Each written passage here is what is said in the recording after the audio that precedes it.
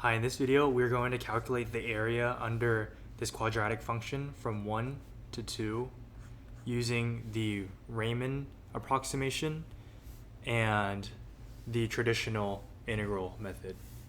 So we'll start with the integral method. From the integral from 1 to 2 of f of x dx will be the integral from 1 to 2 of x squared dx, which will be x cubed over 3 from 1 to 2, and this will equal 8 over 3 minus 1 over 3, which is 7 over 3. Now we will compare our result to one of the ways the integral is defined, which is the Riemann sum. So I'll write the sum out.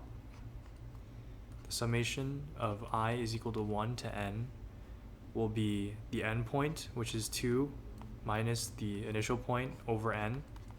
And n is the amount of rectangles that we will create in order to approximate this function.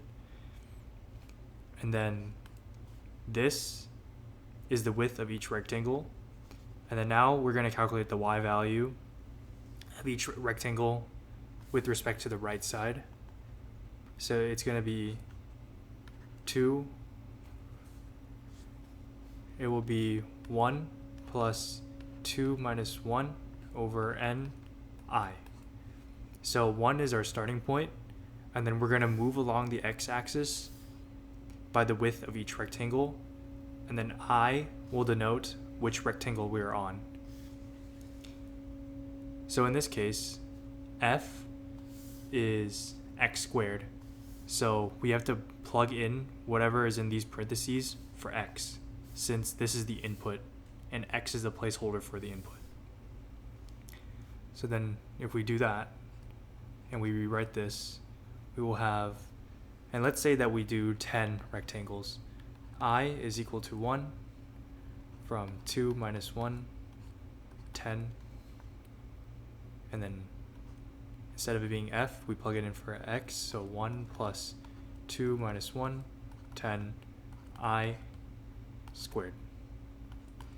And I won't take the sum of all of it, but I'll use a calculator to do that instead.